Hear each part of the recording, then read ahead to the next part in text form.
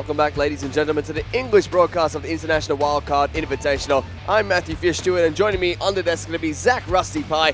How are you feeling, Zach? You've cast about 2 games already. Feeling good about this tournament? Yeah, no, feeling good. It's a bit weird. It's like the third play-by-play as well. I share spawns confusion, and they just keep coming and going. It's like a rotisserie. I don't even know. Well, I'm good. Well, we're doing our weird. If that's the case, we're doing our jobs right, confusing all our color casters. As we're going to take a look at the results so far for today, and take a look at the matches that are yet to be played as well. So far, I believe this was yesterday's results, so we're taking a look at that one quickly. As Chiefs, they took on Ints. Their Saigon Jokers picked up the win against Supermassive. Hard Random took down Lion Gaming. Ints also took down Isurus. Lion Gaming took down Detonation Focus. Isurus Gaming took down Saigon Jokers. And Detonation Focus Me were not able to pick up their win against Supermassive. So that was yesterday's results.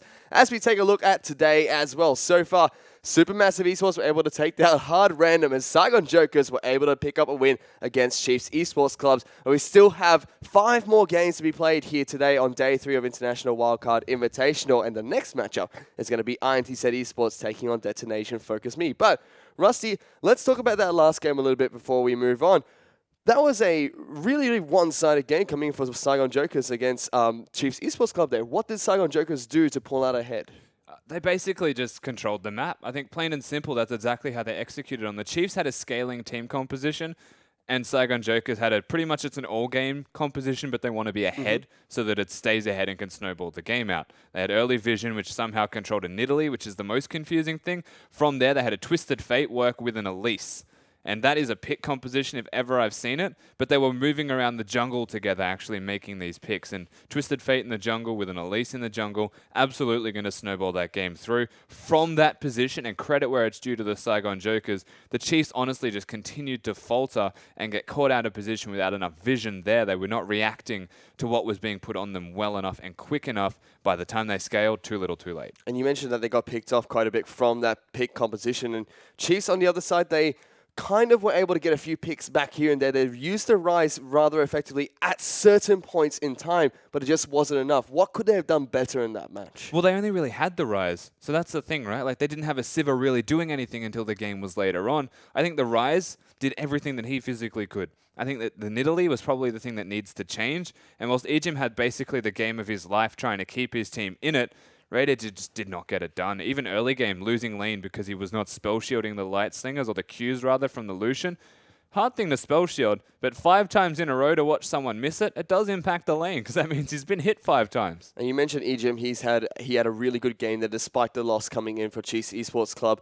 And that's really summed up his tournament so far. Ejim has been playing really well on this support position for the Chiefs. Yeah, he has been. And though he's very hypercritical on himself, I will say even the Alistar game, he said it was a poor game from him, but it was still a victory. He comes up clutch when it matters. Ejim, not someone that cracks under pressure. Saigon Jokers put them under pressure, and that was a lot of pressure. Ejim still performed well. Wasn't enough to get them the victory, however. So before we move on, Chiefs Esports Club, they still have a game to play later on in the game, later on in the day. We talked a little bit about the Nidalee. You think that that's something that needs to be changed. We talked about how about Ejim has been playing really well. What else needs to change for Chiefs going into their second match? See, I don't even think the Nidalee outright needs to be changed. It's more so just how they were playing around the map, because their vision wasn't really strong enough. They were getting completely out-rotated. They were getting caught out of position. They need to set themselves up for success better through vision and through proper decision-making, because credit where it's due to Swiffer, they were doing work. But for now, we're going to move on towards the next match that we have coming up today, which is going to be ITZ Esports taking on Detonation Focus Me. The Brazilian lineup going to be taking on the Japanese teams. What are we looking at coming into this matchup, Rusty? And both teams, I will say, did not perform too well yesterday, picking up their losses respectively. So coming into this first game today, it's just going to be a matter of who shows adaptability from the first day or the second day losses that they all suffered, because a lot of questions was raised from that. And it really feels like these two teams, they have a lot of weight on their shoulders. ITZ, the Brazilian crowd, all backing them, all want them to do well coming into this game. Detonation Focus Me as well. They have the whole Japanese server, the whole region backing them this time around. They were actually considered favorites to some people going into this tournament, and they had a lot of hype coming into this as well. What is there any particular matchup here that we want to focus on? Is there any lane or any matchup that we want to be looking at in this game? Well, every time we look at Detonation Focus Me, we look at the jungle and the support duo, because they're the Espenu Korean duo, which makes a lot of sense. We need to look towards those, but I always look towards mid lane. Tokas has been playing decently well even in the losses that they suffered, the Corki was still doing a lot of damage, and he's up against Seros. Seros is the wild card of the Japanese team. You never really know what he's going to do. Zillion's a must-ban. It changes the drafting phase, and honestly, where do we look? For DFM, we look everywhere. We absolutely look at all of the individual players of this team and expect them to step up. You look at Ints and say maybe the AD carry is the big standout performer here just because of the mismatch that it causes with Detonation Focus Me. Well, let's take a look at that mid lane matchup and break it down a little bit first, because you mentioned Tokas. He's been playing pretty well for ITZ so far. Seros, he's that unknown factor for the Japanese region. For those of you that haven't been following the Japanese scene for a while, you would be surprised here to see a Zillion ban or pick coming out once in a while. That is a signature pick for the region and also for Seros himself. Will we see that being taken away here? What will we see that will impact this game coming from the mid lane? Yeah, so there's definitely going to be a Zillion ban. I think that goes without saying. You just don't give him Zillion. It's a silly thing to say most of the time, but you see a Zillion once and you're like, oh no, that makes a lot of sense. That's exactly why they banned that champion. I've seen him lose games where he should have won and the 4 people around him just lost. Like, he performed so well on that champion. Tokas, as his opponent, is more of a role player to the team, and so he's not going to be the one that outright carries them, whereas Seros can. You actually look to him to play like control mages, to just chill out and get it done, diffuse Seros as a player, and then be like a pivot point for movement around the map. Tokas is big, go bottom, the team goes bottom, and actually makes a play. Well, you mentioned that Tokas, he can do that. He can try and diffuse Seros. We'll have to see if he can do that coming into this game. Now, let's talk about the two teams really quickly, the way they're going to be winning their games. You mentioned how Detonation Focus Me, it's going to rely on all their individual members. There's no one matchup that we're looking at. They have to work together as a team, and you mentioned in particular their jungle support as well. What exactly do they need to get going in this game? Yeah, so firstly, they need to actually put the jungle and the support together so that they can be the death ball that walks around and tries to catch people out, right? Like, that's important, which means the AD carry needs to be self-sufficient. And whilst we've alluded to the fact that they are strong mechanical players, I feel like that's all we've seen from them in the past 2 days. So coming into this third day, how they want to execute and win around the map is a lot less of just showing mechanics and actually mixing it up and putting a lot of strategic set play into movement. You want to set yourself up 2 minutes in advance for the dragon you want to take, instead of killing them and then saying, oh, look, the dragon's nearby, let's take that as the free objective. Just do the opposite instead. And you mentioned they need a self-sufficient AD carry, and that's something that we look over to the side of ITZ as well, because you mentioned AD carry is something they're going to be looking at towards going into this game. Yeah, so this is a cool dynamic to me. All the research we've done coming into this says that the AD carries on both teams are the weakest players. So that's the very interesting contrast. Mikau's been performing quite well, I will say, all things considered. We've seen a lot of positives from the Japanese AD carry also. Zerost, he's been doing well. But, again, it's the team that actually gets ahead in the bottom lane, to me, that wins this entire game. Because the lesser of the AD carries might struggle when he's even further behind, particularly because the rest of the team work well around having an AD carry behind them, maybe used to it. When the AD carries ahead, leaps and bounds above what they used to. And it feels like these two teams right now, they don't really take control of their games fantastically well. We saw yesterday Detonation Focus Me, they were not able to pull the game back. They were not able to make their plays in that final matchup against Supermassive. It was just Supermassive controlling the map, slowly suffocating them away from the victory. ITZ, they looked like they have a very similar problem in some of their games as well, whereby they're not able to take that control. We saw actually a change coming from Chiefs Esports Club yesterday, where they were able to take that back. They used the aggressive playmaking coming out from Egen to pull games back, and will we see that come from ITZ or Detonation Focus Me? Because it feels like the lower teams on the bracket right now haven't been able to pull the games in their favor. I think Detonation Focus Me are close to the Chiefs in the way that they play. I do think there are a lot of mechanical players that just want to get things done as a team-based play. INTZ are, I'm going to say, slow, much like Supermassive when they're not winning. They play the split push. They play well from behind if they can actually distract people and take away from team fights, which is something the DFM will look towards. I do think we look at Yang in particular as like the massive must-do everything if that is the way that they're going to play this game out, because Yang's a great carry. He's actually a very big deal, works with Revolta as well, and this will actually be dictated, I guess, quite early in this game. Wherever Revolta goes, that's how they're going to play the game out, because he's the one that gets the solo laners ahead. And early game is something where both these two teams, not looking fantastic right now. It feels like a lot of their games against the teams that are high up in the bracket, it is set in stone by the early game where this is going to go. You're feeling once again against these two matchups, that's where it's going to be. Yes and no. I mean, early game's actually probably the most important part at the moment of all of these games because snowballs have just dictated the victory pretty much from square one for, I'm going to say, most of these games. If it goes close to late game, then we get to team fighting and things get a little bit crazy. But I look at INTZ and I say they need to probably get ahead early so they can split push. I look at Detonation Focus Me and say all of these mechanics can't be used properly if they're not ahead early. And I think that early game is actually the most important factor in every single game that we've seen right now. Well, we'll have to see if that happens, but we're going to head into Champion Select very shortly. In fact, we're going to head into Champion Select now as the bands have already been going underway between INTZ and Destination Focus Me. So far, Zillion, Lissandra, and Siva being banned out on the side of INTZ, Alistar, Kindred, and Maokai being taken away by Destination Focus Me. Yeah, the mid lane ban, I guess, again, the Zillion standard, something that you'll become used to seeing. But the first pick from INTZ is something that I expected to be banned over Maokai. Echo is going to be that first picker coming in here. The very tanky top lane carry that we've seen quite a lot. You know, builds a lot of resistances, but can still stick to carries and burst people down quite effectively. And it's been running havoc in the recent patches of League of Legends. Yeah, definitely has been an overwhelming champion, honestly, to say the least. Was banned in the last game that we just saw. Leaves open a lot of champions, though, with these targeted sort of bans that we're now seeing again out of both teams. The Zillion, the Siva, and Lissandra. Like, sure, the latter are two very strong champions. Lissandra, 100% win rate, as an example. But it leaves open that draft. Yep, Bryce and Italy are going to be locked in by Destination Focus Me. A similar combo that we saw from the Chiefs in the last game. Two very, very strong carries at the moment. And Italy, just one of those jungles that just clears the jungle in a blink of an eye. And I found myself backpedaling so much now that I'm looking at a Rise Italy first rotation because it's just never doing well. And that is such a perplexing thing to me because this is the best combo as like a mid-jungle duo to like trap someone down as Rise, press W, the spear will connect, and then you just both have burst everywhere. And you can take someone down, but we just haven't seen it work out. We'll have to see if Destination Focus can make that work because we're waiting for ITZ to pick up their picks for the next rotation here. We saw the Kindred being banned out. Italy was the pickup coming for that Focus. That means there's a few junglers left open. You have the Elise, you have the Graves, which is going to be locked in for INTZ here. He's going to be going back into the jungle, and they're going to lock in Thresh as well. The Graves, I am just as perplexed. It's doing very well at the moment. In fact, Graves, whilst it's not meant to be as fast as a Nidalee, you're meant to get counter-jungled by said Nidalee and actually start to fall a little bit behind, maybe look for those ganks instead. It's been doing well. It's been somehow keeping up with said Nidalee. Yeah, it's actually just a very good draft.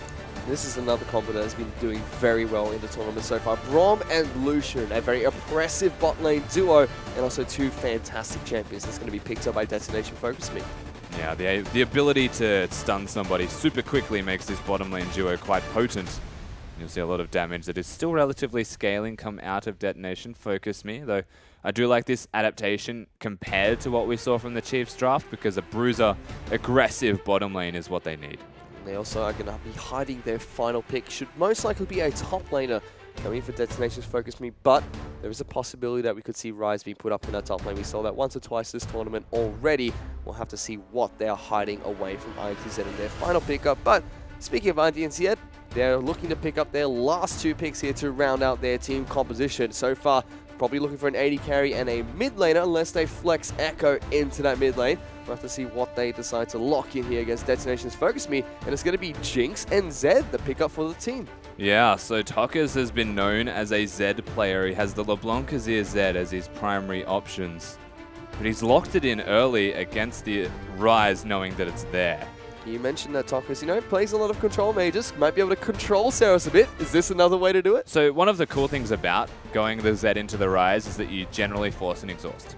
And by forcing that exhaust, you're taking away a teleport option. And that's actually a very big deal at the moment, taking away the teleport from the mid laners who, when top laners get dove, usually come to their rescue to save them. Not going to be able to happen this time around, so whatever Udapon picks, we want to hope that he finds some self-sufficiency there, something along the lines of that Nautilus that we saw as well last time, as Maokai's not there. Spawn has also spoken Or really Poppy, highly. actually. Spawn has also spoken really highly of Zeds and LeBlancs in the LPL picking up teleports as well to kind of equal up that match pressure. We'll have to see what he picks up. So far, he's going with the Ignite to put some kill pressure in. As that focus, they're going to lock in Fiora as their final pickup. They want blood in this game. They pick up a Fiora into an Echo. That's a heavy hitting top lane and a lot of trading back and forth. But Fiora also very good at trading. will be doing a lot of damage. And across the board from Detonation Focus Me, if there's one thing they've got, it's damage. And a lot of pick to complement that fact. Braum actually very important in their team comp. Just so far, ITZ, they've picked up Echo in the top lane, Graves in the jungle. Zed is going to be in the mid lane here. They've got Jinx as an AD carry. This is interesting. We haven't seen too much Jinx as of late. Yeah, we very rarely and sparingly see Jinx. I think there was one when there was a game where like 4 AD carries were banned in the draft. So I think this is the second Jinx that we have seen at this tournament. Hyperscaling still does a lot of damage. The rockets as well for AoE. It's a good way to defuse the Rise because you do outrange him. He has to actually try and get closer to you. If you're taking down a turret or you're getting a kill before that fact, then you get excited, you can run away and kite around team fights very effectively against what is sort of like a pick composition. It's actually going to be quite hard to kill that Jinx as Fiora because they've got so much support. Rounding out their team composition will be Thresh in the bottom lane as the support. You mentioned the Fiora on the side of DFM. They have a very squishy lineup, you could say. Fiora up in the top lane. They've got Nidalee in the jungle. Rise will be in the mid lane there. They've got Lucian Braum down in the bottom lane. You know, one tank, so to speak, in that Lucian, and everybody else just really wants to kill people for the side of DFM. Yeah, absolutely. This is why I think the Braum's the most important thing for this team right now, because you need to actually be using your cooldowns effectively. Your spell rotation needs to be impeccable to keep everybody alive. Because yes, they're going to be doing a lot of damage, but they're all susceptible to going down. Echo's going to be able to take out most of the backline of your team, as is the Zed. So actually really important that the Braum shows up. And this really feels like it's fitting Detonation Focus Me's playstyle or the way they want to win their game, where every single person matters. Everybody in their team has the potential to have a massive impact with these carry pickups. But as we load on the Summoner's Rift, we'll have to see if they can do just that with the champions they've picked up here so far. Seeing the 5-man fan out just to spot out any vision. Yeah, pretty much everybody is doing a 5-man at this tournament, showing a lot of respect, and no invades have yet to really be seen. What this says to me, however, is that if people choose to lane swap, it becomes a guessing battle because you don't really have the deep vision that you want down in time. So we'll have to check in later if they decide to go for a lane swap between either of these teams. So far, actually looks like Detonation Focus Me want to throw their Lucian and Braum up into the top lane. Michael and Joxer very happy with being in the bottom lane for now, just sitting inside of that tri-brush. And I think Detonation Focus Me are actually blind guessing that INTZ are actually lane swapping, and they're not. So they're going to start on opposite sides, and perhaps this jungle gets delayed by DFM because they're preparing themselves to late invade onto the Graves and the Echo. Meanwhile, we should see Jinx and Thresh pick up a camp at level 1, so we'll be able to get a slight experience advantage. Revolta and Young will be working on the Grump, like you mentioned immediately. Lucian and Braum moving in towards that area. We'll have to see if they're able to get a disruption on to the camp that has been started by Graves. Has to smite away the Grump, immediately jumps over the wall, and is going to be moving to the opposite side of the jungle. If their goal was to get the Grump away from a jungler, then they would have left earlier. So this, to me, just screams the fact that they wanted standard lanes on the opposite side and assumed that it was going to happen. As this is actually dangerous to catch. Joxer going to run he has to leave. Yep, immediately. Nidalee's going to run away. Actually, popping potions already catch incredibly low. Nidalee tends to get low in this jungle. So good job. Mistake number 1 from Thresh is he should have kept going to the wolves and push Catch out of the jungle. The fact that he can turn around now and get those wolves is a big mistake. It means they'll be able to go straight back to the blue buff if they want to and get that uncontested. I think they will work top side, however, as lane swaps suggest you want to be on the top side to the turret by the time the minions crash. Let's take a look at where things stand in this lane swap already. Jinx and Thresh are working on taking down this turret. Braum and Lucian still trying to push the minions as fast as possible to get that turret push going. The two junglers are working on their red buff as well, as Yang will be moving down into this bottom lane, working on taking down this outer turret. Yeah, so we are actually going to start with a somewhat standard lane swap, though the Fiora is going to be delayed in comparison to that of the Echo, and Catch is going to be too low to do a single thing besides farm the jungle. That also means that the mid lane between these two teams is completely isolated. Tokkers and Seros. It's a matchup we talked about before this game. Isolated. Tokkers is not on that control mage, now on an assassin. We'll have to see if it can still shut down Seros and still keep him controlled of that champion. Yeah, it's going to be actually quite important. Seros As we mentioned before, going for that exhaust against an ignited Tokkers though, so no teleports. Catch is flirting with death. That's all I'm saying. Like, he didn't go Scuttle Crab, he went blue buff. Certainly is incredibly low. Had to pop a lot of potions earlier after Jockers were able to knock him out of his jungle. Why did he not get Scuttle Crab first? Gives him health. Still gets the blue buff eventually. He got there.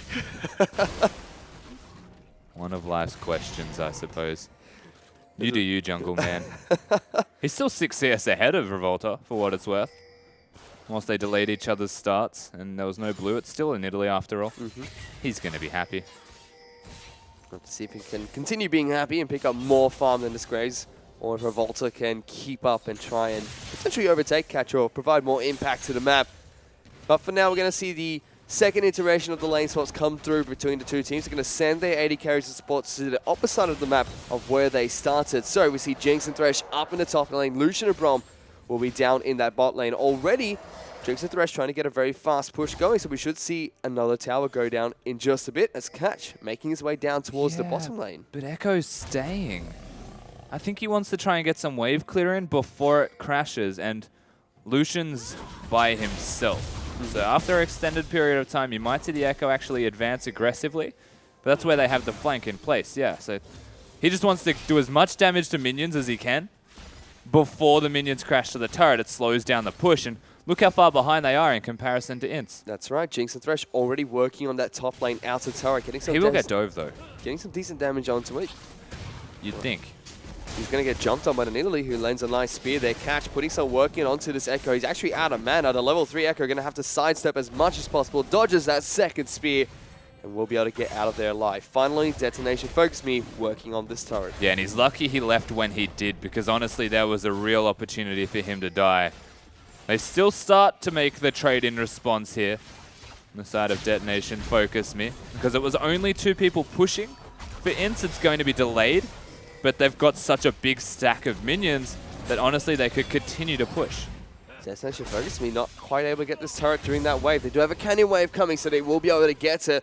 Like you mentioned though, Ints continuing this push up in the top lane. Zeros has already gone back to base, looking to try and defend this, but Revolta already putting some decent damage down onto this top lane in a turret. Jockster and Mikau are there as well, trying to chip it away wherever they possibly can. Zeros will eventually pick up this wave for himself, as the Jinx takes the Dark Passage away to safety. We'll have to see if Ints decide to go to take down Herald next. Yeah, and well timed from Zeros to catch the entire wave. I believe Ints should go towards the Herald, but without vision or any kind of knowledge of where the Nidalee is, and even the Rise, they actually show respect and do not go for that. And let's touch on that mid lane really quickly. I haven't looked at it just yet. It has been isolated for this entire game, but no action taking place so far between those two mid laners. Tyr picked up for the Rise already, so they're going to start stacking that one, whereas a lot of respect from Tokkers picks up that Hex Drinker as his first item.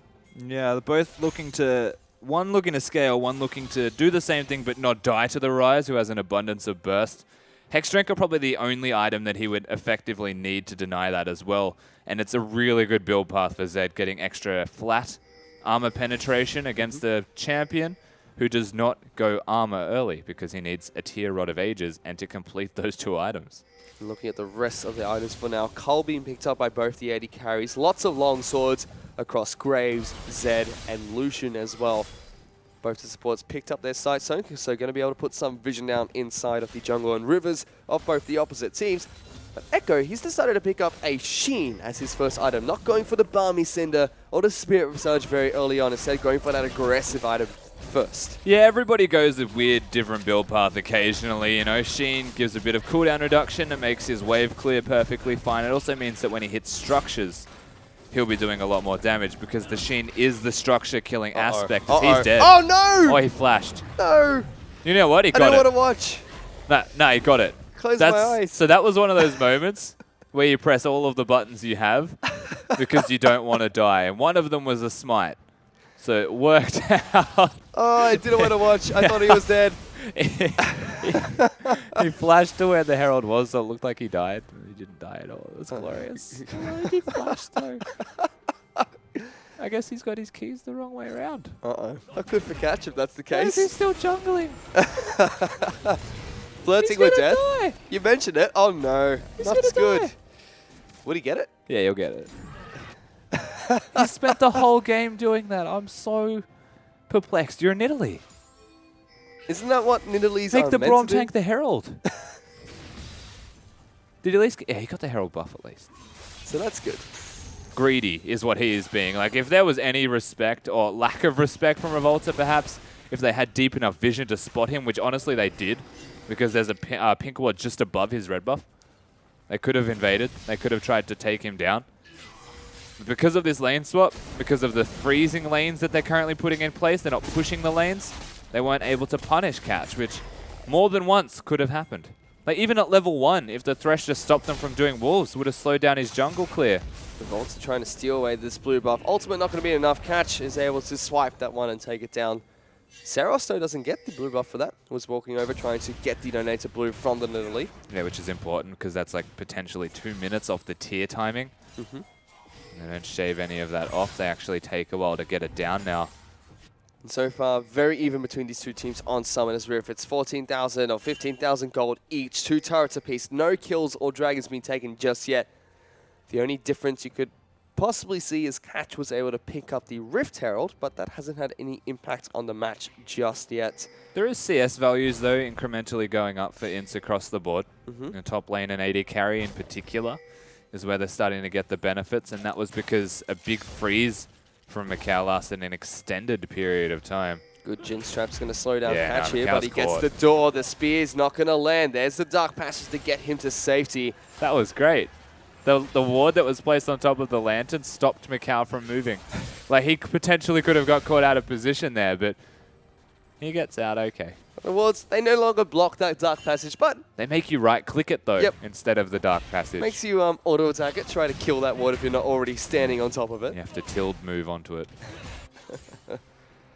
Still able to get out of there. Burns the flash. One still safe for now. So we take a look at his CS advantage. He's actually being caught up by Zeros down on the bottom lane. The Lucian's been able to claw that one back. BF Sword and Azil being picked up already by Macau. Probably going to go for the Runon's Hurricane with that BF Sword. That's a build we see a lot of Jinx pick up very early on. Yep, get that extra wave clear. One rocket, if it crits, could clear the entire back line. So Macau and Zeros both now catching up, you know. Things are starting to even out. And now, I guess the mini-game has ended, where the lane swaps have broken out. And we recede back to a standard League of Legends map. So far, Detonation focused me. They've come out on top with this lane swap for now. About 700 gold ahead of ITZ just through passive play. So doing a decent job so far on this map.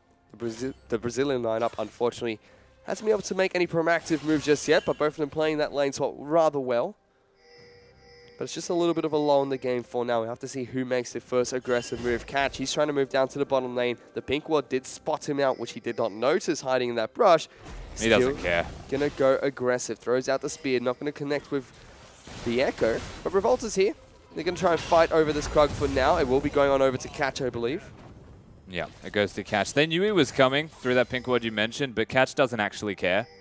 Like, the idea was he was already out of position. There was no turret to keep him alive. So doesn't need to do the ward clear on his way past in a ward that isn't going to be an active movement, so only the Tri-Bush was checked.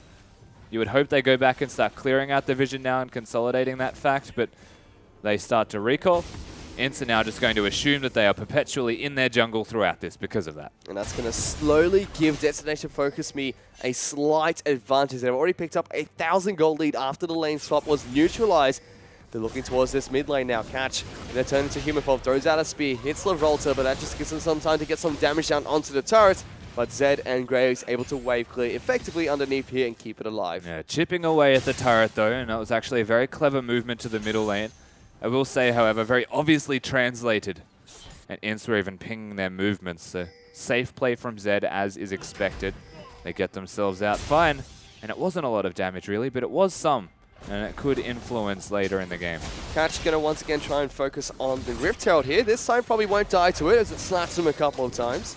His opponent is going to be his savior for now. Once again, not tanking it out for it in Italy. It doesn't want to like let him tank. There we go.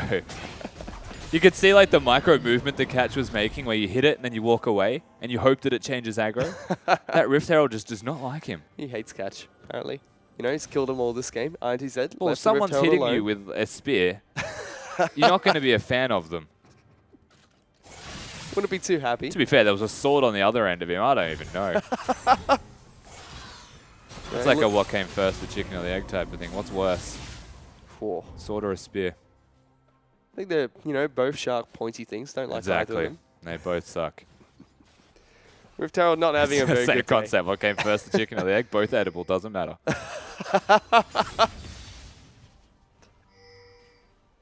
Yeah, I don't know. Just cast the game, dude. Yeah, you know how early it is? Very, apparently. What? I don't know. Oh, goodness, Rusty, please don't change. You have the best analogies.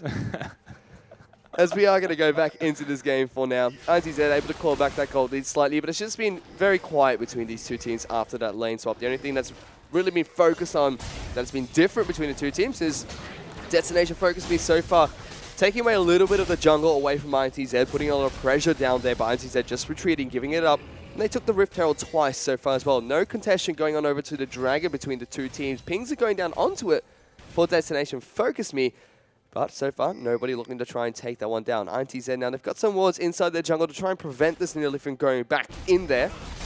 Just as I say that, Dragon is being contested. Cash and Eternal trying to take this one down. Joxer trying to stop them from doing just that. Dragon reset for just a bit, trying to pull that one back out. There's only the two of them, yeah. Door is up, going to try and stop Jinx from throwing out a rocket here, but it will go down. It will be Nidalee does get the smite. The box comes out of Thresh here, but doesn't get anything for it. The first Dragon goes over to Detonation Focus Me.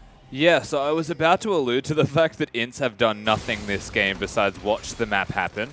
There was no proactivity, there was no movements that were going to secure them anything, but finally they start to group. They got a hook onto Rise, decided not to go in for the Flay. Brom's ultimate will come out and lock down Revolta for a short amount of time, but Detonation Focus Me, get their job done, just want to defend that turret. Yeah, so nothing actually comes from that. These two are going to be locked down, however, so the mid lane is always going to be an avenue of attack for Ints to look towards.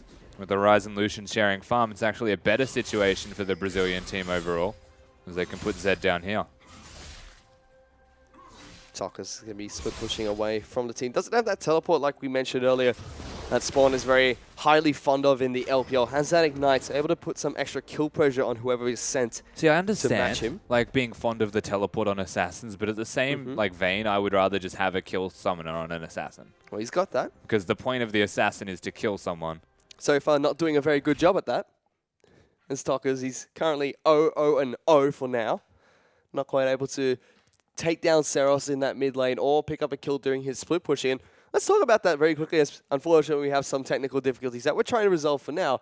Tokka's in the mid lane as we go back to game. Tokka's in the mid lane hasn't been able to really shut down Seros in any way. That's a lane that we look to him to do just that. Yeah, it's still going to be a tank Rise, basically, right? Like, there are very little ways for a Rise to ever die, because you can sit back and just machine gun with your Q to last hit minions anyway.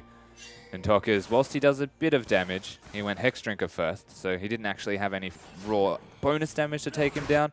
Honestly, the kill threat is lacking at best onto this Rise. There's very little ways to take him down, especially because he's had Exhaust, he's had Flash, he hasn't had to use either. We'll have to check back in with the game later to see if that's going to impact the map at all. See if Seros can get the ball rolling for Detonation Focus Me. As the Hurricane has been picked up by Jinx already, waiting to pick up his Infinity Edge as well. Only started with that BF sword, but we'll give them some extra wave because Yang, he's going to get jumped on by Usaborn here, deep inside of Detonation Focus Me's jungle. Going to get locked down. Yeah, ult that. He's going to try and jump over the wall there. Goes to... Baited. Yep, ult just gets him back there. And Catch just runs away.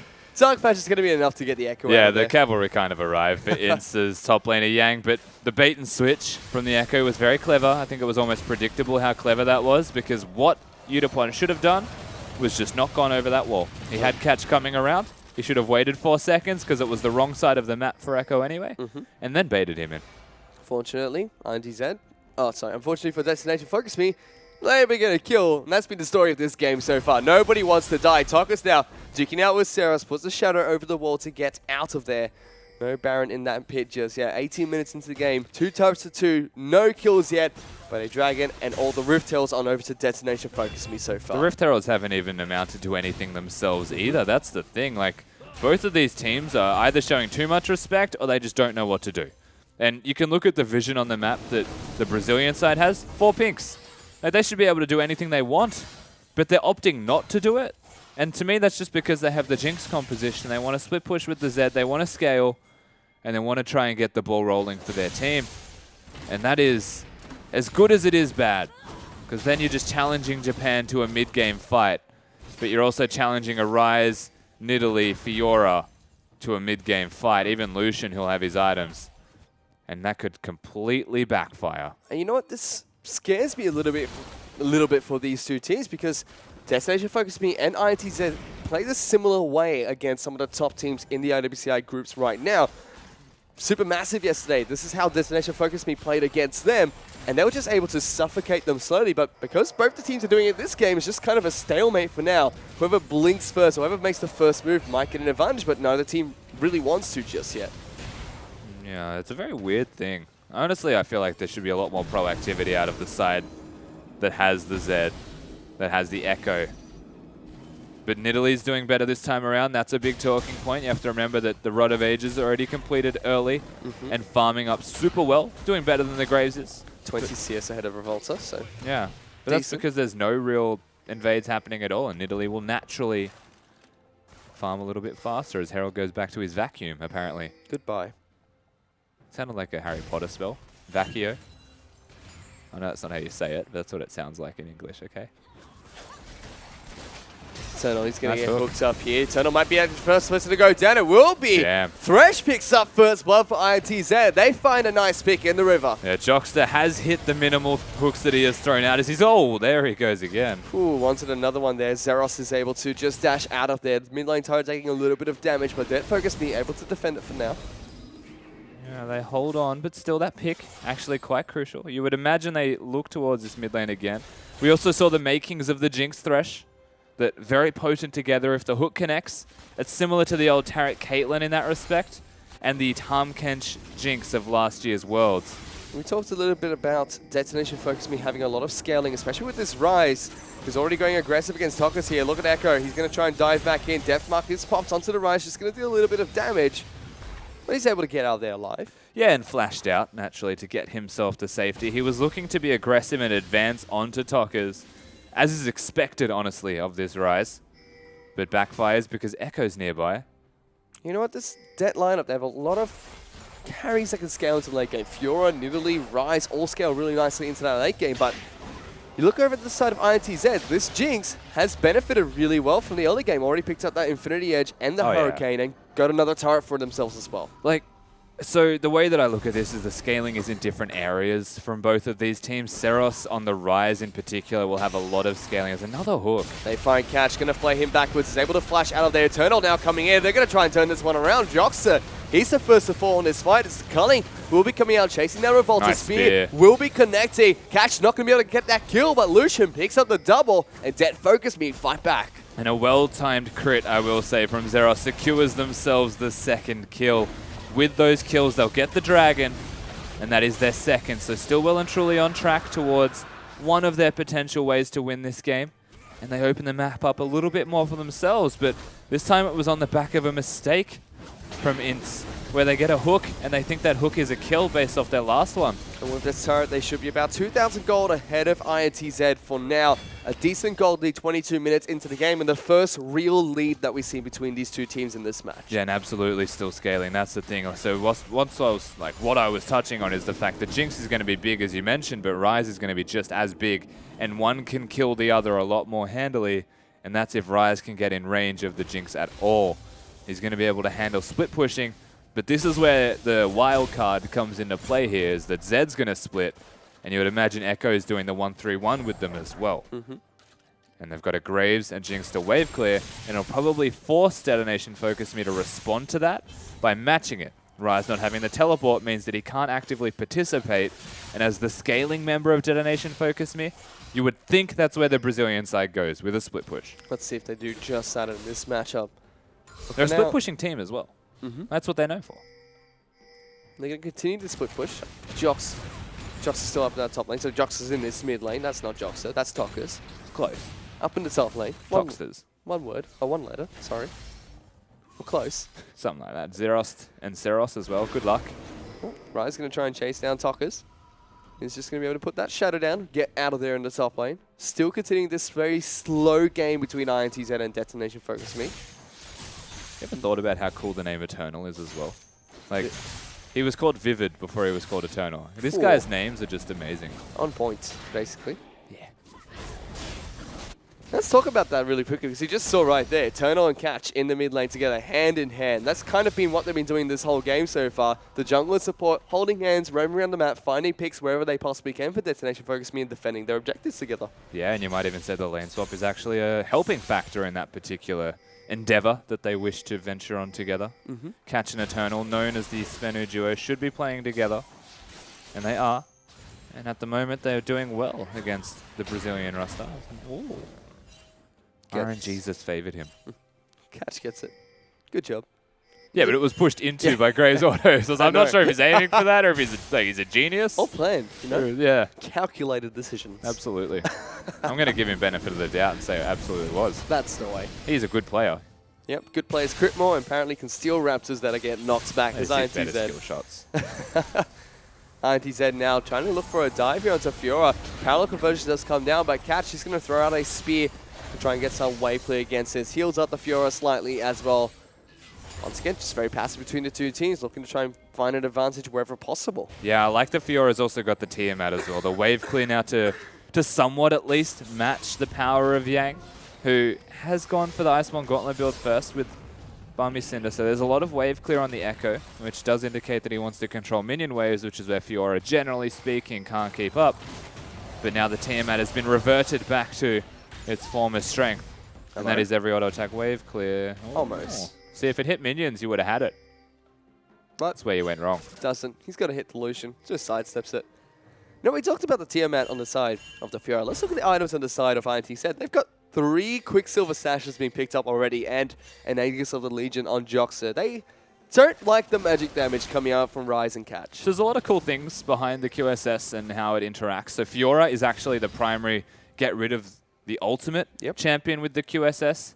Rise as well, the lockdown isn't always there, but you can more predictably QSS and get yourself out. There's the Braum stun that can be capitalized on by a Lucian, and I believe the Hunted passive from Nidalee, if the Spear connects, cannot be followed up as effectively. So there's a lot of things there that are small details, but if you time it well, it'll be a big deal. In particular, Echo having his, that's for Fiora. The Zed having his, that's for Rise. And then Macau having his, that's for all of them. You know what? Detonation Focus Me following that same trend. Fiora's got that Quicksilver Sash, so does Lucian, but they're going to try and jump onto Eternal. Pops down the ultimate Joxer. Nice hook. Will land that hook. Should be able to take down this Braum, and it will be the Thresh that picks up the kill. Very bloodthirsty support today. Yeah, you just stop hitting them. Like, come on, that's like support rule number 1 if you want to give people kills. Hello. Meanwhile, Taka is able to pick up a solo kill onto Fiora. Going well for ITZ so far, and they're going to look to try and push for this Baron. Another hook's going to land. Going to try and flay back Catch. Forces the flash coming out from Nidalee. They push them off. It is very low as the Spear's going to come down. Yang actually going to take a little bit of damage from Seros. He has to pop his ultimate to run away. Another Spear connecting for Detonation Focus Me. Able to knock them out of the Baron pit 3 on 5. He's not done. Catch is a monster on this Nidalee. He's playing well. Yeah, he absolutely is. And whilst 2 people are dead, they can still push them away from the Baron. It's 27 minutes in the game. But they don't really have that dedicated tank with Echo not having full HP to lock it down. So they push him away. They do well. That was the split push paying off as well from ITZ, although Detonation Focus won. So what they're doing is they're not just split pushing as one person. They've got 2 people. Like Zed's going to be in the lane, then you've got Yang just randomly appearing, saying hello and trying to fight someone. And it's working out for them so far. It was very quiet between the 2 teams forever. And then Yuzupon just got solo kill coming out from Tacos there. And right before that, we were talking about that Quicksilver Sash. Also picked up on the Fiora, also picked up on the Lucian. Probably going to try and get rid of that death mark being popped there. Wasn't enough for Fiora, but still got taken down. Perhaps that would be the trend coming into this game. Scientist said looking to do the same thing that they've done this entire match. It sums them up nicely, doesn't it? It's a battle of defusal. Who can win the quickest or who can lose the slowest? It's kind of like the battle that we've got right now. Bit unusual. Very, very quiet for now between these 2 teams. Yeah, that's been the story of this whole game so far. Dragon is back up and available. Detonation Focus Speed do have 2 right now. Could possibly look to try and take the 3rd. Yusupon's going to be split pushing up in the top lane. Is up against Yang this time. No Zed to fight him. He's actually going to try and fight out the Echo here. Parallel Converge does come down. Gives him a little bit of a shield, but that's about it. Just butting heads, but naturally Yang doing quite well, finding himself a slight CS advantage. But I mean, across the board, things are starting to close, and if not get increased by Detonation Focus Mirrors. Number 3 has been started. Looking to take it. Once again, Want to Thresh fight. trying to go for it. Graves going to come in. It will be the leader picks up the kill, but a good hook will land onto Eternal one more time. Teleports are going to come in, lands onto a Jinx Rocket. The challenge has been put down onto Thresh, actually, as a fight. A full fight's going to break out. Revolta, he picks up the first kill to Seros. Yang now deep into the back lines, trying to continue their chase on the Detonation Focus Me. So you see Graves jump over the wall, the Zaps come out as well. Dragon does go over to the Japanese side, but the Brazilian team picks up the win in the team fight. Yeah, and once again, Jockstar is the actual MVP of this game. And say what you want about the rest of the team doing their damage. Positioning has been impeccable from Macau. Tokas has been assassinating people, and the Echo's hitting these stuns. The Thresh is hitting every hook that matters, and then some. ITZ it looked like they wanted to try and capitalize on that team fight, continue pushing in the mid lane, but a couple of spears to Thresh's face going to deny him from continuing that advance. With the team fight, though, they're able to pull back the gold lead slightly, just about 1,000 gold behind Detonation Focus Me. As we approach 30 minutes into the game, that's not going to matter as much anymore. Yeah, and once again, we're looking at a scaling comp from both of these teams. And this comes back to the original point that we have even been told as well as seen, is that Macau is not the strong point of INTZ. And by putting all of your eggs into this one basket that is the Jinx in that respect, because he has to hold the lane if they split push. Like the Jinx is responsible for a lot of stuff in this game. A lot of the damage You as well. compare that to Seros, who's the carry for the team, and that's where they put a lot of their eggs towards in terms of scaling. You expect more consistent performance from the Rise. ITZ so far able to defuse that in that first team fight we saw this game. They were able to lock down the Rise, take him out before the team fight was over, and continue pushing afterwards. But there's actually focusing me very slippery team comp here, not quite efficient to chase them around the map. They're very, very fast champions. Yeah, and even Azonia's actually going for Seros very shortly, you would imagine. Stacking a bit of armor, but most importantly, having that active means he's going to keep himself alive even longer. Going to be able to stop the Z death mark if he gets jumped on by the assassin as well. Yeah, and this is the 1-3-1 time as well. They'll have Rise versus Zed in the top lane, and that means both of them would be non-factors. So the only reason they go up there now is to hit the wave and then disappear and reset. And it's going to be back and forth in that respect for a little while. Well, this game has really been the 1-3-1 game. As ITZ, you know, just keep 3 members in this mid lane at all times, protecting the Jinx with lots of bodies around them. As they absolutely have to be doing.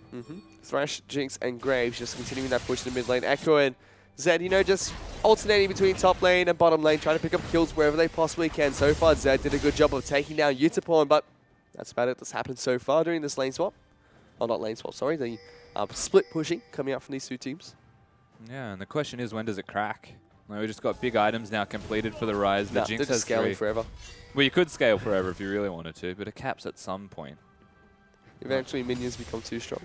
Well, they would win eventually, yeah. Does Baron scale with health as well? Like over time, or is it? Because it levels up.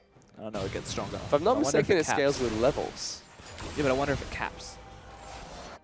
If I'm not mistaken, it'd be great if Baron continued to scale, right? Just forever? Yeah, forever. Big purple So like worm, at 45 minutes, it is so much stronger than it was at like 35 minutes. And then at 60 minutes, you just don't want to bother with it. Because it's just like it's a monster. Well, Rift Herald apparently scales from level 1, and then just gets progressively weaker. Almost killed a catch a couple of times in this game. You'd have to think that the Big Daddy Baron does the exact opposite. Oh, Aggression coming out from this Lucian. Pops down the Culling, trying to get a pick onto the Jinx. Taking a lot of damage. That spear almost connects. Parallel Conversion is going into the back lines. Destination Focus Me want to defend this as Rise. Going to flash in, but a good hook comes in as well. They're trying to lock him down. Zonia's gets put down immediately. Thresh still able to live. Rocket comes out. Will hit catch in the face, but he's relatively healthy. Not going to get taken got down. the flank. They're still looking for it. Let's see if they continue this chase. ITZ trying to run away. Destination Focus Me trying to chase. Nobody dies in that fight. The DFM should probably force the Baron because of the health advantages that they have. Nidalee for sustain, Braum for tankiness. And consider a Rise Lucian and the amount of damage that they can do to this. So that's 2 pings in the pit. Fair enough. It's been looked at. 10 auto attacks. I feel Going to like be able to Catch take is it on down. a different page to the rest of his team. He's going to tank out the Baron for a little bit. The rest of the team just wants nothing to do with this big purple worm. They probably could have forced it. They're looking for this, so ultimate does come out from Zed, able to get really deep onto Italy. Trap's going to come down as well. Good flash comes out from Trap. He's going to run away. Catch still getting taken down incredibly low, but once again, sick moves coming out from Destination Focus Me, able to get away. Now, Catch does super well to live, and the cavalry arrives because they did not recall. They even had sidewave control here on the side of DFM, but still, it's like who dares wins. No one wants to do it, but everybody needs to do it at some stage. Defensive items with offensive builds. Tell you what, you put an E-Gym or a Double Doge in this game, would have been over by now. It would just gone.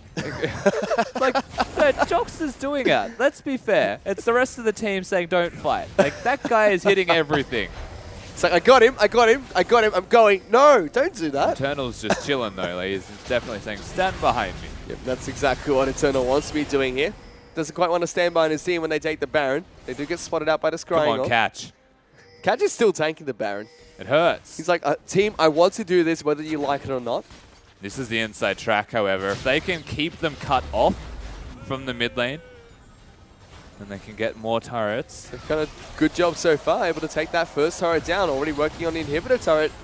Jinx gets some decent damage down onto it. Can't quite take it down, but ITZ pulling ahead with that 1-3-1. Yeah, and the slow dance, essentially, of controlling side waves and then pushing down mid lane continues for Ints. And the Dragon as well. Looking to try and pick up their first Dragon of the game. If they can take this one down, gives them some much needed boost in stats. The actual 6% of magic damage and physical damage boost will help them out tremendously as they take it down, but also delays that Dragon 4 and 5 from DFM. Yeah, like the priorities from DFM are just so twisted. They start up the Baron, they force themselves to recall a second time in like a minute, and then they give up the Dragon. I just feel like they could have probably looked towards the Dragon as their one primary focus. They switched to the Baron perhaps too soon. At the one time they could have forced it and perhaps gone for a fight, they opt into not doing it. And then they lose the objective for nothing. I don't know. Confusing. Yes. So, ZFM, they're still alive, still hanging on in this game. Just not making the right calls, it seems, here against ITZ. Regardless, there's still 1,000 gold ahead. Like, and the slow-paced game you would feel favors the Brazilian team because it's just what they want to play. For what it's worth, however, like, the team still well and truly can win team fights. Like, DFM are not out of this game. The gold lead does not exist. It doesn't matter because we're hitting a point in the game where everyone has items anyway. Let's take a quick check at those items really quickly. Jinx already picked up her last Wisp and completed it. Upgraded as well to the Mortal Reminder. Oh, sorry, what's it called? Lord Dominic's regards. Sending his regards on over to the Destination Focus Me. Yeah. On Nice. this side of Lucian, no armor penetration just yet. Looking to pick up his Scimitar as soon as possible. Yeah, but he's doing a lot of damage to the carries, and that's the way Zerost is playing these fights at the moment. He's basically sitting in the front line. Doubles on his Hourglass for the side of Destination Focus Me on both their AP carries. One on the Elite, one on the Rise as well. We've also actually taken a little bit of damage here. Thresh Hook's going to come out, not going to quite connect onto Catch. Flirting with danger now, both of these teams. There's a poke battle in the jungle of all places, right near the Baron. But once again, we've alluded to sidewave control. It's in favor of INTZ. So the onus is now on Detonation Focus Me to try and get something done. Well, they run the risk of losing their bottom lane turret in about a minute and a half. Dead Focus Me trying to get towards this turret and take it down here. ITZ trying to force them out, but they're going through a small choke point. In fact, split up Detonation Focus Me. Still able to get there and defend their turret for now. Yeah, like the split up's fine as long as it's just the Nidalee. But this non-committal playstyle the DFM are using, it still makes sense because they want the Nidalee to poke. They're not even using Lucian Cullings. Like, I just feel like the idea is well and truly there, but the execution is definitely lacking this time around. Well, definitely lacking. There is none. Well, yeah. Thank you. I was saying it nicely. They're not doing it. Yep, they're not doing it. And that's okay. That's their decision. They're very happy playing PvE for now, farming it up wherever I possible. respect their decision. But after the first game I know, of the I'm a day... play caster. I want to see some action. Fight, come on. All I'm saying is after the first game of the day, I don't know what I was expecting for the rest. This feels completely different.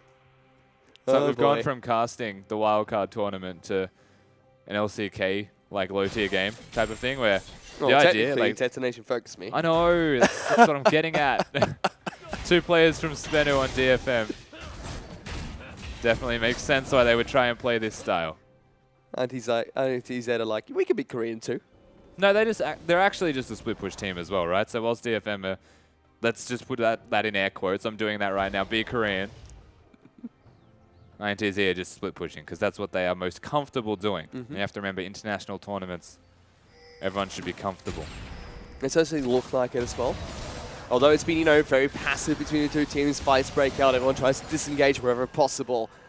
And it's going slightly in favor of Detonation Focus B. It's been ITZ that picked up those picks in that split rotation. They're able to pick up that sneaky turret. The mid lane inner turret was taken down as well. So they're coming out ahead slowly. Just doesn't equate to a gold lead just yet. Liangdo looking for catch, jumps on top of him. Immediately just pounces away, uses the flash to get out of there as well. Yeah, so that is the flash burnt, so that'll be very annoying, but the split push has actually started, and that's the thing, like we're talking about ITZ as being a split push team, but what they're doing is just controlling side waves, whilst the rest of the map plays out, and then they're rotating the Echo to group, and to me that's just because they need the Echo there. The 3-man of ITZ is never going to be proactive, and if they ever feel like they have an advantage, Zed wants to be the assassin, but Echo also needs to be the tank because that is what they are directly lacking otherwise. They're really good at map movements with the team they have, though. Well, they're 40 minutes into the game now, so any possible team fight that breaks out, if it goes one side and it's either team's favor, that could be the game. Especially with the inner turret down on the side of Detonation Focus Me, ITZ, they find one good team fight or a good pick coming out in this game. I heard that, Fish. That could be good. I heard the passive-aggressive tone in that. I did hear it. It's like, fight. It was subtle and it wasn't really aggressive, but it was like 40 minutes, one team fight could indeed decide the game. And you are right. But they're not team fighting. That's fight. Come on, flash snare, rise, go. Too much LPL casting for you, man. No, too much playing with Frostgrid. You got to sit down in your chair with your old fashioned. You know what? This is how I like to play League of Legends, but I'm told I'm not meant to play League of Legends like this. Had a very interesting game the other day. I was just told to jump on people all the time and fight them. Well, I didn't want to do that. If you could find your E button, it would have made your life a lot easier, Fish. Apparently. But these teams, they've definitely got all 4 of their buttons on lock. I hope they know which one's their jump. Catch obviously does. He's been getting out of sticky situations quite nicely so far. Yeah, he's a slippery guy. The entire depth-focused team is, to be honest. They're all They're all running away, getting out of here and there. Sort of. Even Yang was able to escape deep inside of their again, jungle. because this, like, their itemization is even scripted towards being defensive. Like, Yep. they've all got QSSs as, like, early rush items. They've all got QSSs on the flip side of DFM. Like, there's 2 Zonia's Hourglasses, a Mercurial Scimitar even finished. Like, they've all got the makings of getting out of fights successfully, but when it comes to starting a fight, they've got a Braum who has to hit his Q and follow up with auto attacks from like a Lucian, which means Lucian's putting his face right in it. They've got their Quicksilver sashes as well, so the thresh hooks come out. It's like, nah, exactly. I don't want this. Or you've got a Ryze who has to flash engage. So that's the real issue here is like, whilst they're not fighting, how do they fight? Just run at them. Well, that's literally what they have to do, right? They have to hit a spear and then just like turn on the turbo. Just like zoom at them with the Ryze ultimate. That's actually what I meant by turbo. I should have said Ryze ultimate.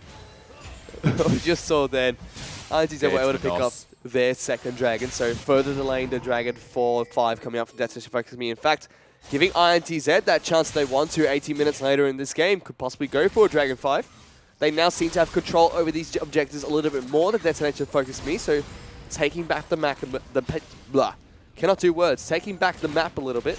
Okay, let's just take stock of what's happening, because Macau needs to be careful, firstly, but he'll be fine. He's got 6 items. Thresh. Yeah, exactly, that's what I was about to say as well. Like, his max build, like, they're not getting much stronger than this, at least in the way of their AD carry, right? And that's who they're looking towards to be the strong member.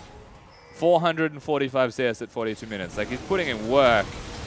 All he's missing is elixirs. He's going to go down, though, here. Ryze going to jump aggressively. Good hook comes out from Joxer, able to lock him down, but there's a teleport. This could be that first fight. Utaport now looking to try and take down Yang. Pops out a challenge immediately. Tara's going to go down, though. That's not the team fight. Look at this. They're still fighting instead of focusing. They're going to get turned on now. ITZ trying to take it down. Mikal picks up that kill. They get two as well. The Zonya's not going to keep you alive, buddy. You will go down as well. Revolta picks that one up. They trade 1 for 2 in that team fight. They finally get the team fight to start, ITZ. It's on the back of Mikal being caught out of position again. This is aggressive. As, yeah, hyper aggressive. They needed a third pick. They might be able to break the base from this, but it's a risk. The minions are crashing, and here they go. And that was a very long team fight there. Turret even going down between, confusing me when I casted that one. But there's that inhibitor turret going down. They will be able to take the inhibitor. And ITZ, they play a very slow and patient game, and it's paid off for them 45 minutes into this match. Yeah, absolutely is paying off. It's what they want to do. It's a you come to me type of strategy. And finally, DFM engage. We spoke about their lacking engage as well. Like, it's just a flash rise. That was their initiation. The rise goes Zonya's hourglass as well. So after the engage, he was safe. And that's what extended that fight duration. DFM, though, they're looking. ITZ trying to take down the Baron here. Revolta really low. Challenge be popped down by Yutapon. Gets played back. Joxer is an absolute monster so far in this thresh. Able to keep his team alive. Gets another hook here onto Eternal. But Destination Focus be trying to turn around this fight.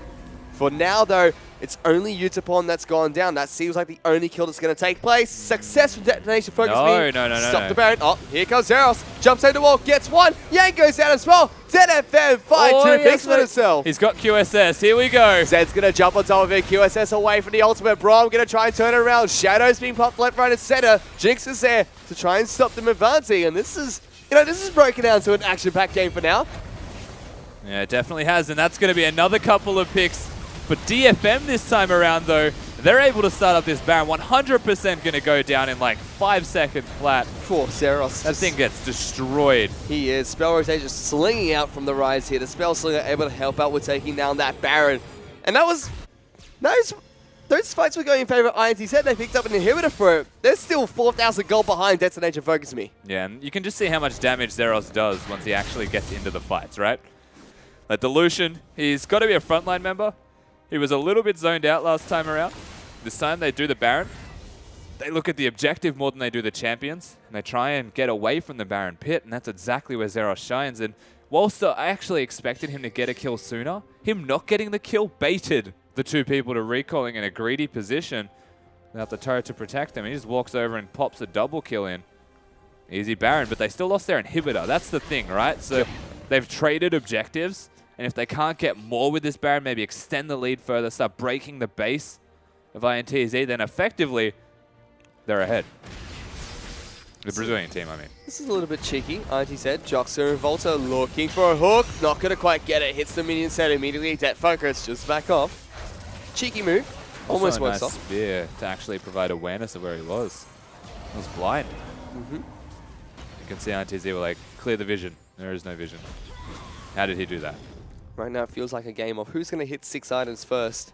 Young, he's got the only item left to complete is that Quicksilver Sash. Could possibly pick up a Merc Scimitar for himself. Once again, Jinx. Oh, that spear. Taking a lot of damage. They really want to take out this AD carry in fights. So that's, again, this is the way the DFM engage. They engage by not engaging. Yep, kill the Jinx. Spear the Jinx, get the Jinx low. The wave clear, so like there's life steal, but it's lacking in the way of only having the Mercurial Scimitar, so it's the base value of life steal. As that was... Yutapon wants nothing to do with Yang. I'm out, peace, get out. Yeah, so they're all rotating and they don't have vision. And this is the one thing that the Brazilian team are doing well, is they're flexing between bottom and mid. What Yutapon should be doing is actually being topside, clear out that vision and then flex between top and mid whilst they have the Baron advantage. But he chooses the greedy side of the map because the Dragon is close to being available. Teleports are up for the Fiora. Dragon is up Could and be the available fight. now. ITZ looking to try and push them off of this objective. Baron doesn't really help for this too much. Only a slight buff in power. Catch is hitting lots of spears nicely though. Here comes Parallel Convergence into the back lines. Baron will go, actually Dragon will go on to Graves here, but a team fight breaks out. They take it now, Thresh already on the side of Detonate Focus Me. Rocket picks up a kill. Sarah splashes forward but finds nobody with his snare. And ITZ, they get a kill for that fight and pick up the Dragon. And it's a small detail, but Mikal actually getting the kill, gets the passive off, he gets excited, and then when Seros flashes, he's not able to find the target. They get out with that one pick. They get themselves the dragon. And now they're looking to siege top side because the mid inhibitor is already down. Mikhail, stop taking farm. You don't need it anymore. Don't you tell him what to do, mate. It's 496 here, still looking for more. Yang, though, going to jump in aggressively. He does get locked down. He's actually going to have to flash away from that. Zeros was chasing really aggressively. Wanted to try and get that last auto attack onto Yang. ITZ can't continue their push. But again, it's the lack of vision that's actually hurting Detonation. Focus me. They flashed forward, Zeros, and as he flashes forward, he doesn't have vision. He has to place a ward, I believe. It was only just placed there. They can't get him. Still, ITZ naturally able to take down a Nexus turret in the mid lane there. But the inhibitor is up. Inhibitor is back up for Destination. I guess Focus it's me. like Rojo, whatever that said. Don't mind me. Jet Focus me, though, despite all the chaos and being down in terms of kills, they're still up. They're 5,000 gold ahead at ITZ. But I think in a couple of minutes, that's not going to matter anymore. It basically doesn't matter now. You look at like the 70k mark and say, gold's pretty much irrelevant. It's late game team fighting, it's execution. We've been at that point for quite some time. It has been a little bit back and forth with that. But the next fight, with an inhibitor being bare, if INTZ win and it's near the middle of the map, that would be game. DFM on the flip side still need to break the base, and you might have a saving grace fight here. If you're the Brazilian team, you can afford to make small mistakes, not big ones. This game is like legitimately the weak links of each team carrying. It's like Jinx against Lucian. It's Zeros against Mikhail. And every analyst has said that the weakest players on the teams, and they're both carrying. We can do it, boys. We got this. Work that one out, analysts. I don't know. I'm just a play-by-play guy. Just talk fast. That's all I need to care about and do. Well, that's a lie. You are a play-by-play. Yes. That's not all you care about. That's true. So far, 50 minutes into this game. 14 kills on the scoreboard. Only a single turret extra going on in favor of ITZ for now. They're going to look to try and make that 2. So they sneakily rotate around towards the inner turret down in the bottom lane. Are able to take it down without any contestation coming up from Destination Focus Me. And their resolve is to backdoor. That's what we've That's come how we to. win. There's still an open inhibitor. Of course, the minions were pushing for them. That's the real battle that DFM are currently suffering from. And once again, I'm looking at this double teleport saying you might have wanted that one if you were Seros and Udapon. So they could get around the map more effectively. I feel like I'm going to be sounding like a broken record the more I say it. Like, exhaust is necessary into Zed, sure.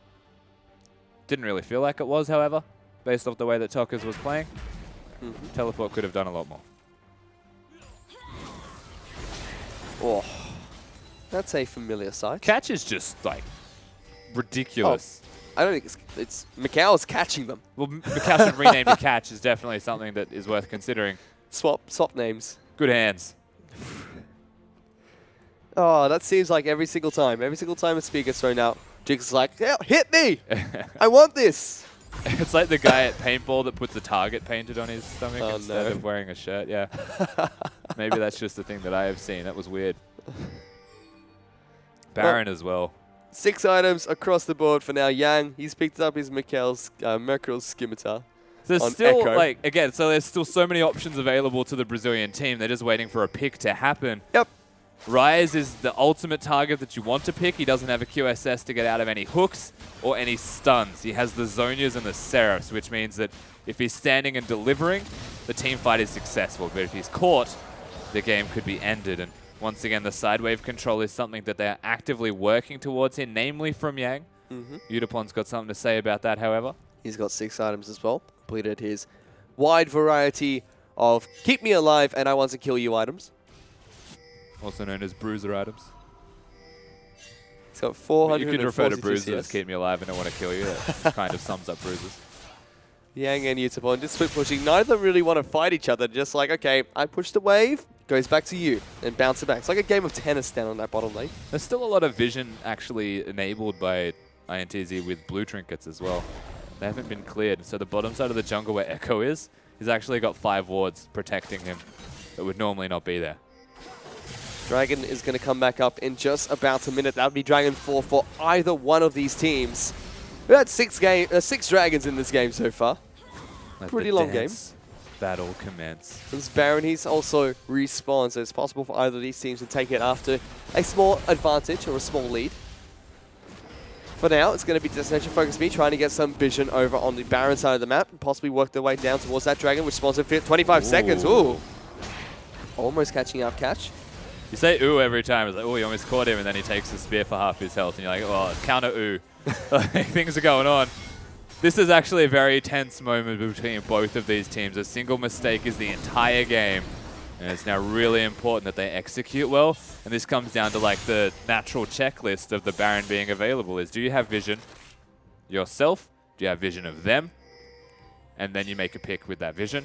You get the game. You get the Baron and the game. Dragon's up. This should go to ITZ. Destination Focus Me not here to contest for this. That's Dragon 4. 6 minutes. Time is ticking for ITZ now. Yeah, thankfully those turrets do 20% less damage from here on out with that 4th dragon buff. What turrets? Exactly. Things are going well. It does mean if the game continues for another 6 minutes, then we will have Dragon 5 as a possibility, or at least then they can run at people. Or at least a forced fight. That's what I'm saying. It is possible.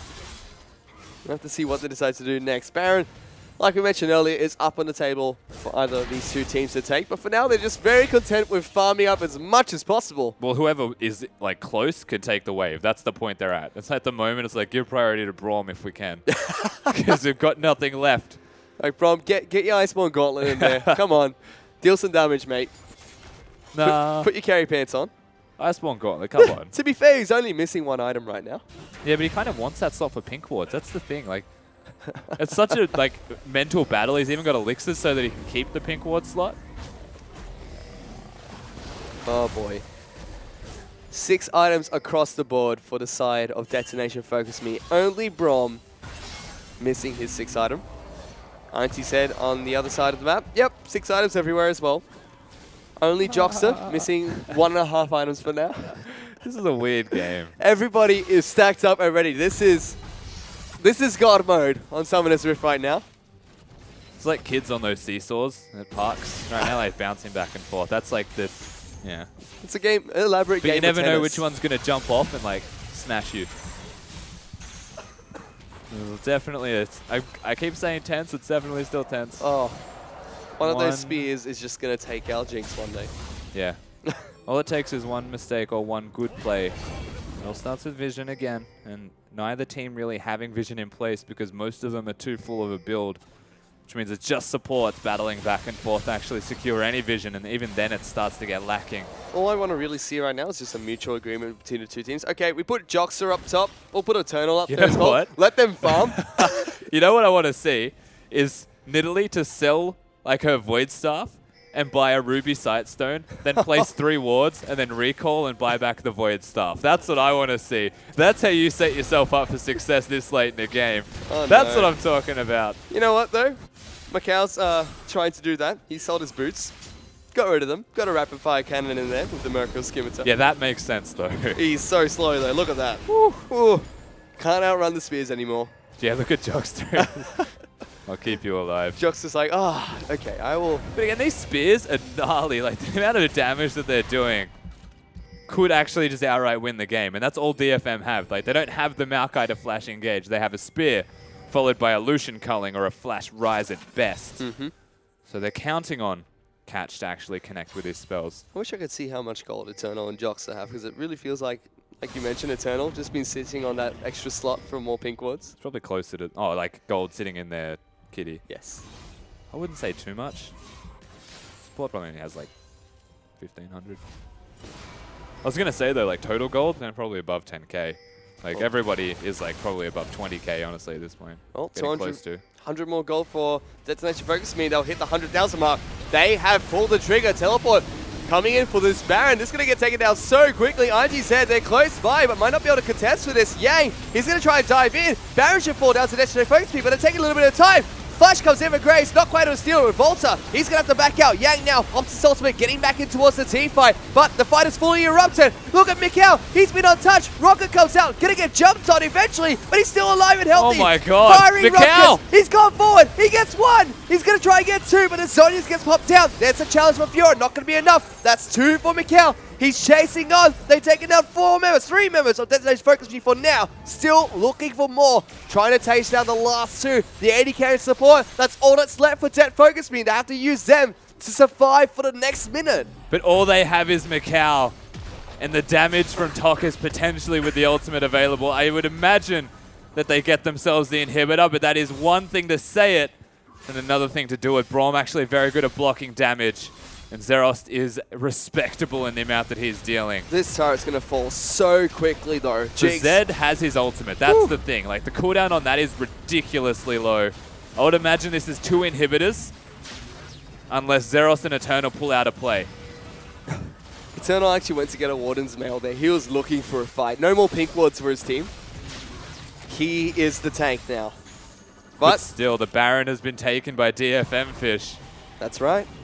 And whilst the inhibitors are down, I don't think it matters too much, honestly. I think one of the important things right now is the fact that those 2 inhibitors are down. There's only 1 Nexus turret standing for the side of Destination Focus Me. And with the fact that ITZ will be doing all this split pushing, going to be difficult. So the only real thing that will sell this game to me is because the Dragon is in 45 seconds or 30 seconds. So if DFM can get the Dragon and get out alive, then they'll be fine. Like, they've got a Rise and a Fiora to wave clear, both super minion waves. Like, they'll be perfectly fine to try and weather the storm that INTZ have presented them with. But the Dragon is going to be contested. It's not a free affair for them to just walk in and get. There will most likely be the last fight of this game, potentially. They're posturing for it. 10 seconds until Dragon comes back up. That spear barely missed the 80 carry this time around. Catch throwing another one. Parallel Convergence going down. Zeros actually has to pop movement speed to get away, but they're flashing forward. They've caught somebody. It's going to be Utapor trying to run away. Does get the extra movement speed from the Mikhails. They try to turn their engage around. Mikhail, once again, left untouched, firing out rockets in the backline, zapping up people. Catch has been caught. Has to use his Sonia's Hourglass. Going to be stuck in the Parallel Convergence. Heals himself up, but there are more rockets. There's the big rocket. Mikhail going forward. Utapor's on him. They took down Mikhail. The 80 carry is gone. And Destination Focus Me. They turn around the fight. They're looking so close to try and take down ITZ. They took out that main carry, and they're 5 men strong. Dragon 5 is up and available for Destination Focus Me. No, it'd only be 4. Oh, no. They do have to get the Dragon, though, unless they just want to brute force their way through this middle lane. They've got a lot of time without Macau and without Jockster. 3 members still alive, though. They're looking for a Destination Focus Me. An inhibitor. 50 seconds on Jinx to respawn here. They could definitely try and brute force their way through this base, possibly end it, I feel. They could at least, if they try to end, this is the all-in attempt right now. They have a lot of time. Revolta standing, Yang standing with his ultimate as well, though. They're going for a catch. He goes in, gets taken down. He's actually going to get taken out so quickly in this fight. Now, it's ITZ trying to repel them. Yang, he gets locked down, gets taken out. Tokus is exhausted, trying to run away. Goes oh my back god, he's in. He's on top. He gets one. He took down Illusion, but he goes down. And now, Destination Focus Me. They're on to the Nexus turret. That final they can't turret, end. They can't do it. They've got minions who are going to win the game top lane if they don't recall. Oh no, Revolta. And the Dragon's still available. Jockster and Revolta able to repel them. Det Focus Me. They're running away. So Utapon and Seros literally have to do the Dragon right now. They overstayed their welcome for the Dragon and to try and end the game. Show us the minions. That top lane turret can't be holding much longer here. There's no Nexus turrets available, and the jungler is here. Revolta, they don't spot him. He's going to be able to get over the wall. Goes over. He's just sitting there waiting. He gets it. And they're going to get the hook onto Eternal. Eternal should be falling down here. Oh my goodness. This is a back and forth That's game. game. Like, that has to be absolutely game over. It doesn't matter the 2 people are alive. The minions are literally just going to win top lane by themselves if they don't get there to defend. INTZ are recalling. Okay, it's not game. It's not game yet, ladies What are you and gentlemen. doing? ITZ. That's only a Nexus. That is all that is left with Destination Focus Me. And they're missing the 80 carrier support right now. This game has gone from the slowest paced match to the most nail-biting finish ever. Oh my god. This is actually really, like, INTZ with Dragon 5 should be able to close this game out, but there are 4 people standing. Only the Braum down for another 25 seconds. He even sold his Warden's Mail to pick up some more wards, I believe. Yeah, but that's a long time, right? Like, this is they could just walk in and hit the Nexus. And that's what ITZ are trying to do, to have that Dragon number 5. Detonation Focus Me. Need to put up a fight, get a lot of damage on the Joxer. There's the Culling as well, trying to repel them even more. Power Convergence doesn't find anyone in the lockdown. Slowly, ITZ waiting for their minions. And they the have Bronze Dragon up. 5. They can be a little bit more passive here. As another Power Convergence will come out. Looking for more, but like you mentioned, here's Eternal, puts down the shield. Catch, takes a lot of damage here. He might actually be caught out. They're looking for him, trying to cut him up from the base, but they're nearly a little bit too quick. Remember, the Nexus is bare. Oh, the flash is in. They go in onto Jinx, immediately flashes back out. Hooks are not going to land. This is a tug-of-war fight between Detonation Focus Me and ITZ. The top lane inhibitor is up. That means the mid lane inhibitor is 20-odd seconds away. INTZ missing so much health that I am not sure they can even take an inhibitor right now. Well, they're looking to cheap chasing here. Utapon dashing aggressively forward. Jinx trying to put down as much damage as possible. How can a team with 5 dragons and a Jinx not get a pick with a Thresh Hook? Everything is back to standard. We're at square one at 63 minutes in the game. We're even. And Baron is going to be coming back up in 25 seconds. With all the inhibitors back up for Detonation Focus Me, they've got a little bit of saving grace, but no Nexus turrets. One small misstep and ITZ just walk into your base. But the same thing goes for ITZ. They only have one Nexus turret left. When you draft yourself into situations where you want to take it late game and both teams do the exact same thing, this is what happens. Nobody can end, but everybody can wave clear and just sit back and let it happen. Brom's got the right idea. He picked up a Zerat portal, put it down up in the top lane. He wants to make sure that wave pushes out. Baron should have put it bottom. Has respawned. He actually should have put the portal bottom. As good as it is that top's pushing, bottom's going to become a big wave. It'll probably actually threaten, so Utapon will be down there. Because he'll have to probably clear that and then teleport in. It's very delicate right now. They're still playing this battle of tennis, it feels. The tug of war, you know, just jockeying for position, playing a game of footsies for now. Seeing who can get the jump on who first. 610 CS for Jinx. That says everything. Like, yep, it sums it up. We're so far past 6 items that if we could have 8, we would. But we can't. So I don't know what they're going to do with all of this gold.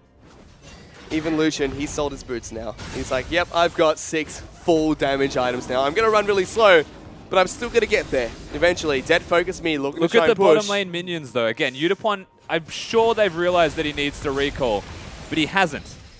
Actually, Lucian. Oh, is that Catch? It's going to be Catch. Catch split up from the team for now. Like, I'm actually sold on those minions potentially breaking the turret. Dead Focus Me. They're going to get the wrap around. They're going to find him. Saros trying to speed in towards his way. Joxer doesn't land a hook. They caught the Thresh. The Thresh is going to take a lot of damage, but here comes Yang going into the front of the fight. Once again, Utapon taking a lot of damage from the backlines. The Rockets doing some work for the side of INTZ now. Yang, get a dive in. Saros Putting exhaust on the Joxer. Saros, he's going to drop low. The turret's actually going to fall with that bottom lane during the time. Hook going to land on Rise. Hosta's on his Hourglass, but he's low. Has to try and run away. They're going to kill onto the Zed, but it's not going to be enough. There goes the Jinx. He runs into the fight. Picks up 2 kills here, but it's still 2 for 2 for now. Eventually, Utapon falls out as well. Only the jungler and the support are alive for Detonation Focus Me. But there's only 2 alive for Ints as well. That's Revolta and Macau. They've got a minion wave stack that I've alluded towards in the bottom lane. It's broken the turret. That could be 3 inhibitors at the very least down. But remember that the Nexus is bare. Catch needs to be careful. Surely this will be game because the damage is not there for Detonation Focus Me. Yeah, that is it. They've got to try something, and that's what Eternal and Catch are going to do. Spear does come out, but they're playing it very safe. Thresh, it's not going to be enough. No, Thresh is dead. That's the Jinx. He gets 2. They take down the Nexus. And after a grueling 67-minute game, it is ITZ that pick up the ace and pick up the win as well. What a fantastic game. What a long game as well between these two teams. Yeah, look, it was a pretty long game. It was, yeah, look, I don't have many words to describe that game. Neither team really had the tools to win. It came down to a team fight. It came down to a 5th Dragon, still not ended the game. There was like 3 Barons that took place, and it was super back and forth because no team actually drafted themselves in a position to just outright walk over the other with any kind of advantage. They built defensively. They picked reasonably defensively. No actual engage. There's no Maokai's, no Nautilus. And at the end, it just came down to who team fought better and execution. And even then, it was who team fought better the 5th time. Because the first 4 didn't matter. And you know what? Everything we talked about at the start of the game, just throw it out the window. That's gone. That game was just a treaty between the two teams. They're like, yep, we're going to farm until everybody has 6 items and we have to sell our boots and then we fight. That's what they did. That sums up the game, I believe. Look, I don't know if we call that one a treaty. They definitely had like a 20-minute pact where it was like, we'll just farm, we'll lane swap until the 20-minute mark. And from that point on, nothing else matters. We're just going to fight each other. But to actually fight each other, like 3 QSSs, early rush from ITZ, defensive items rushed from Detonation Focus Me, and it was a battle of people hitting each other and then disengaging, and then like poking each other with max range. They were essentially playing around the rapid fire cannon of Jinx. And like that is what won them the game in the end, to be fair. But all things considered, that took them so long to do it. And it was just one team fight at the end as well where we saw Jinx was caught out, got taken down, and Depth Focus Me was like, that's it. They're going to walk towards the base. They can't do anything about this. And they were still able to hold on. ITZ defend that final Nexus turret and make the comeback, so to speak. And this is a simple concept, but it's something that was not done by Detonation Focus Me. Control your side waves. Control side lanes. That Zizzer up portal probably could have been earlier. Yep, definitely could have been coming up from Brom. And we saw supports with 6 items today. And that was a 66-minute long game between Detonation Focus Me and ITZ. ITZ come out on top. But we're going to go to a quick break before we come back with our next game of the day. Don't go anywhere.